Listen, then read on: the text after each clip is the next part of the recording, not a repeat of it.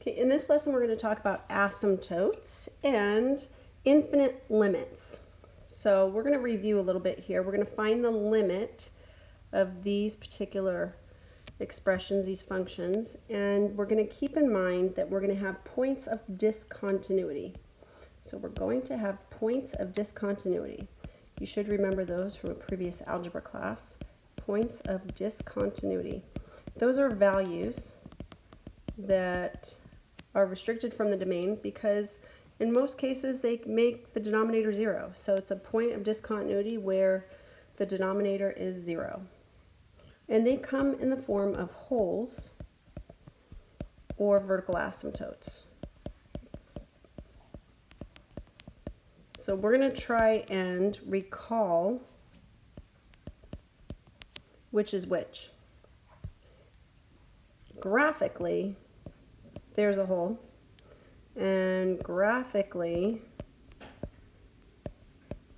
there would be a vertical asymptote. So what's happening at the vertical asymptote? Well, sometimes it's doing something like that in pink, or sometimes it could be doing what we have there in blue or teal, whatever color you want to call that. And sometimes they might be doing what we have there in purple, right? So they might be both heading up towards infinity.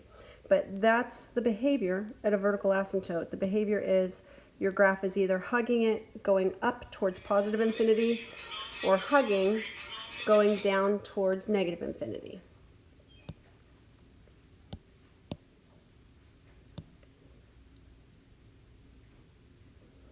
Let me delete that. We want to find the limit. So we're going to find the limit as x approaches 2 of x plus 1. Here we can do direct substitution. There is no hole. There is no vertical asymptote. We have a straight line in which the limit as x approaches 2 is 3. And number 2, here we have a rational function. So we have the limit as x approaches negative 3.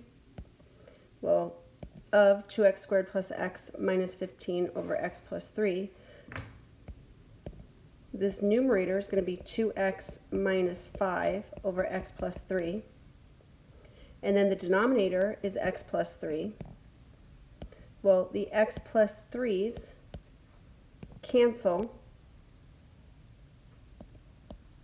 which means we have a hole at x equals negative 3. Important for us to note. But now we can find our limit by performing direct substitution into that which is remaining, which would be 2x minus 5, and that would give us negative 11. 2 times negative 3 is negative 6. Negative 6 minus 5 is negative 11. Okay, the next problem, we're missing a parenthesis right there, fixed. Outstanding. The limit as x approaches negative 1 of 3x plus 4. No hole, no asymptote. This is a straight line, a linear function. We can perform direct substitution and we get positive 1. Number 4, not so lucky. We have x squared minus 5x plus 6 over x squared minus 4. That's going to be x minus 2, x minus 3 in the numerator, and in the denominator x minus 2 over x plus 2. This is interesting because the x minus 2's cancel, giving us a hole when x equals positive 2. And we have x plus 2 right here. So we've got an asymptote, a vertical asymptote at x equals negative 2. And now we can perform direct substitution, putting a 2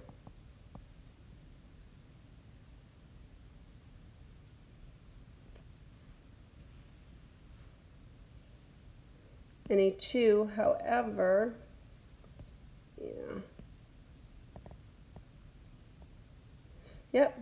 we can do this. So what we've got here is a graph that has a vertical asymptote at x equals negative 2, and then at positive 2, we've got a hole. So where would that hole be? Well, if we put a 2 into what's remaining, I'm going to have negative 1/4. So it's right about there. So what's happening is something like this. So we need to figure out what we're approaching. What y value are we approaching? Well, we're approaching the y value of that hole. And that's negative 1/4. So from the right side of 2, we're approaching negative 1/4 on the y-axis. And from the left side of 2, we're approaching the y value of negative 1/4. So through direct substitution, we're able to get our answer of negative 1/4. It does help to see, especially since, it might have been a long time since you recall doing that, but hopefully it's like riding a bicycle. You go, yeah, I do remember that. I do remember the vertical asymptote. I know how this works. Mathematically, it's fantastic. Okay, the limit as x approaches 0 from the right. Well, good thing it's from the right because this is the square root of x, and we don't have a domain to the left of 0. So we can perform direct substitution in this case because 0 is in the domain, and coming from the right of 0, we would be approaching the y value of 0. The limit as x approaches 2, we've got 3x minus 2 in the numerator, x minus 2 also in the numerator. So 3x minus 2 times x minus 2, we just simply factor. That's going to give us an x minus 2 over x minus 2. That right there is a hole at x equals 2. Yeah. Like a hole in one, but this isn't golf. So now we can perform direct substitution, and 3 times 2 is 6. 6 minus 2 is indeed 4. X approaching from the left side of 1. Well, let's see what that's about. We're going to have x minus 1, x minus 5 in the numerator, and then x minus 1 times x plus 1 in the denominator. The x minus 1's cancel, so we have a hole at x equals 1, and we have a vertical asymptote at x equals negative 1. Well, we're talking about from positive 1 from the left side, so we know when we have that hole, approaching that hole from the left, approaching it from the right, we're going to get that same value. So I'm going to just use direct substitution to put that 1 in, and I get negative 4 over 2, which is negative 2. And here, the limit as x approaches 1 from the right is the same thing of this expression right here, is the same thing as x approaching 1 from the right for just x, plus the limit as x approaches 1 from the right of that square root of x minus 1. So from the right-hand side, I would get 1 plus 0, because 1 minus 1 is 0, and 1 on the right side of 1 is in the domain for that function. So we'd have 1 plus 0, which is 1. So there's and no vertical asymptotes, no holes. So hopefully you can see here that we've got, let's highlight. Highlighting is always fun.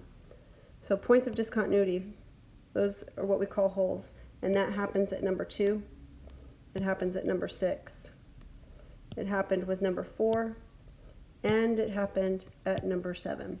So make sure that you can identify when you have the hole versus the vertical asymptote in your graph.